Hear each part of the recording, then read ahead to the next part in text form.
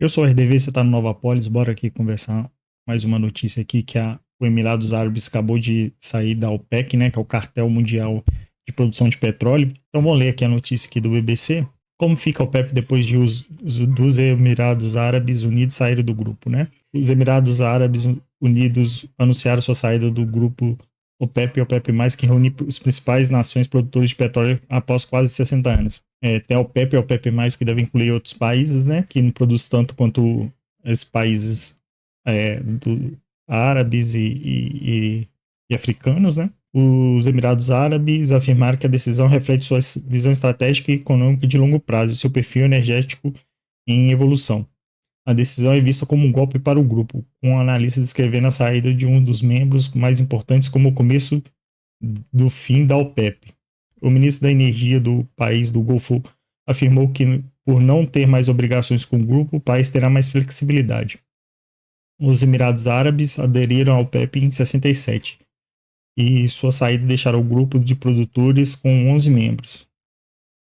Chefe de pesquisa de energia disse que é o começo do fim da OPEP. Com a saída dos Emirados Árabes, a OPEP perde cerca de 15% de sua capacidade e um de seus membros mais obedientes. Então vamos dar uma olhada aqui nos tweets aqui. Então, aqui, refletindo aqui lá, e a questão da produção de petróleo, o Emirados Árabes é responsável por 11% na OPEP. Aqui mostra a quantidade de produção deles aqui e a declaração mais embaixo do Emirados Árabes, né? Aqui tem uma análise aqui, o que vai acontecer? Então, a OPEP regulava a produção para manter um certo nível, né? Se a demanda aumentava, eles aumentavam a produção até um certo modo o preço ficar meio fixo. Se a demanda baixava, eles diminuíam a produção e o preço ficava fixo. E agora com a saída do Emirados Árabes, ele vai vender o preço que ele quiser, vai produzir o preço que ele quiser não, né? Porque o preço é de mercado, mas ele vai produzir o tanto que ele quiser e isso vai acabar dando um golpe baixo na OPEP, né? Que era o cartel que regulava esses preços. Na visão estratégica, o óleo e o petróleo e a gasolina vão cair o preço significativamente, menor custo de energia para as famílias americanas, um golpe no controle do Irã e da Rússia, grande fortalecimento na independência americana de energia, que já está sendo feita como o maior produtor de óleo. Então, os Estados Unidos, com óleo de xisto, né, que o pessoal tentou demonizar há tanto tempo, conseguiu ser independente, ter uma produção acima do seu consumo. Então, hoje, os Estados Unidos ele é exportador. Ele só não é um grande exportador porque ele consome a maior parte da sua produção. Da mesma forma que a Rússia, né? A Rússia também ela é um grande produtora, só não é um grande exportador porque ele consome bastante também. Mas de produção, os Estados Unidos eu acho que é o maior hoje em dia. Vamos dar uma olhada aqui no preço aqui do combustível. Até agora tá fixo, né? Então deu aquele pico lá de quase 110 dólares, 111 mais ou menos. Deu uma queda depois voltou em 99. Vamos ver, né?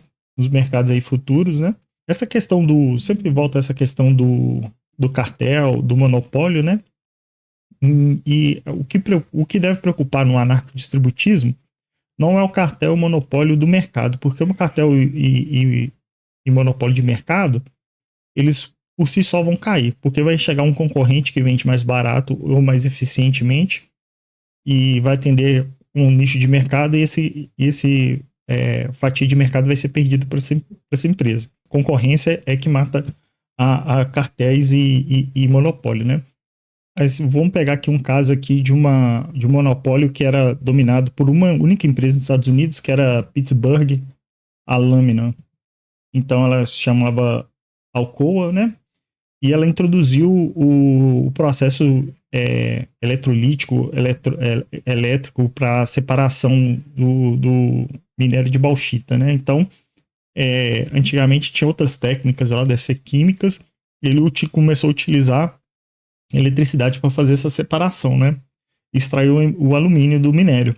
Eles foram muito bem sucedidos nisso e conseguiram monopólio, porque só eles conseguiam produzir em quantidade suficiente a um preço módico o alumínio e o governo depois da Segunda Guerra Mundial, interveio e fizeram eles venderem parte de suas plantas de produção. O preço estava subindo após a Segunda Guerra Mundial. Com isso, os Estados Unidos estavam preocupados, achando que eles estavam fazendo algum movimento de mercado para deixar o alumínio caro. Eles decidiram que algumas fábricas seriam privatizadas, seriam vendidas, e o governo fez isso. E o que o governo conseguiu? Tem um histórico aqui do preço do minério. Então, ele foi vendido depois de 1945. Aqui dá para ver aqui que o preço foi tabelado, né? O preço foi congelado aqui no período da Segunda Guerra Mundial. Com o fim da Segunda Guerra Mundial, o preço foi liberado e o preço começou a subir. Com isso, eles forçaram a empresa a vender as suas partes de suas fábricas. E não conteve, o preço só subiu. O governo dos Estados Unidos estava achando que ele estava fazendo algum movimento de mercado para subir os preços e o preço subiu, continuou subindo, né? Outro caso, assim, de intervenção estatal foi, né, com a Standard Oil, né? Antes da Standard Oil, era utilizado óleo de baleia para acender lamparina e outros como combustível. Então, o Rockefeller, ele comprava petróleo e refinava aquilo em querosene. Ele foi o primeiro a produzir um querosene de qualidade boa. E começou a ser vendido e formou a Standard Oil. Aí depois ele começou a investir nos postos de petróleo próprios, como mantendo a qualidade. O governo, pessoas entraram na justiça, o governo forçou ele a ser vendido e foi vendido em várias partes em que a própria Standard Oil fazia parte, era sócio majoritário, né? Então, tentou tirar o monopólio, mas o produto era tão bom que continuou com o controle do Rockefeller, né? Então, assim, Standard Oil foi vendido e foi feita a 7 irmãs, né? Dissolução no 1911. Não adiantou nada. O monopólio só se mantém, o cartel só se mantém com intervenção estatal, porque o governo cria tanta barreira de entrada que não permite que outras empresas entrem nesse mercado. Sem o Estado, a concorrência é livre, né? O Brasil tem um monopólio do petróleo aqui com a Petrobras, porque nenhuma outra empresa pode até explorar, mas quem pode se vender, enfim, é a Petrobras, né? Então aqui tem o custo de operação aqui. Então o custo de extração do Brasil é um dos mais baixos do mundo, né? Esse BOE aqui é Barrels Oil, alguma coisa, esqueci agora. É $6 por barril. Mas depois do custo total, é $30 por barril. Eu tirei isso aqui do ChatGPT. Então, lá no Canadá é $21 por barril. Na Noruega, $10 por barril. E outra empresa da Noruega, $7 por barril. E aí tem que verificar se tá olhando o custo total, né? E essa Panoro, $21 por barril.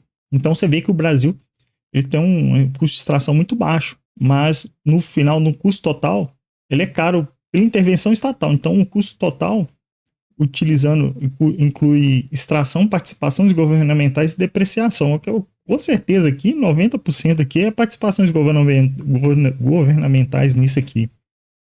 Então, encarece bastante o barril para isso. E o governo quer manter esse monopólio para continuar cobrando caro no barril. Aí a questão é o seguinte: como que seria resolvido isso no anarcodistributismo?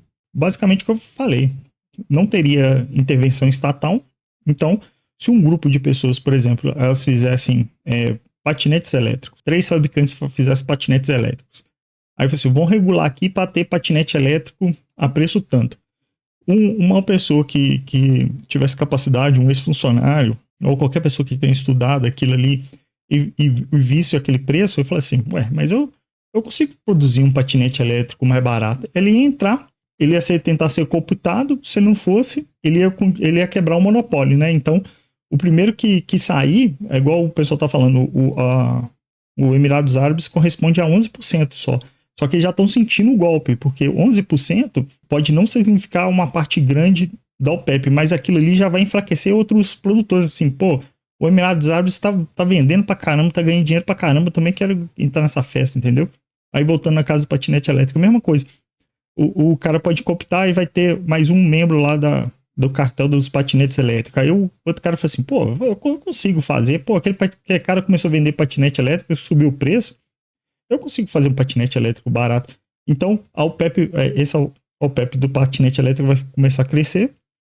E vai chegar algum momento que os membros não vão mais concordar com aquilo. Ou então vai ter alguém que não vai querer entrar nesse grupo. E isso vai quebrar o cartel. E como eu falei, o monopólio, ele é natural no mercado quando a pessoa tem um produto bom e uma qualidade boa. E só monopólios igual da Petrobras é mantido só por intervenção estatal. Então, no anarcodistributismo não ocorreria o cartel e monopólios por causa da simples praxeologia humana. Os humanos eles tendem a se colaborar até certo momento. Quando eles verem que não é mais vantagem colaborar em grupo, ele vai começar a tomar as decisões sozinhos, né? É isso aí, pessoal. Agradeço a todos que deixaram o like, curtida. E fiquem com Deus. Até a próxima.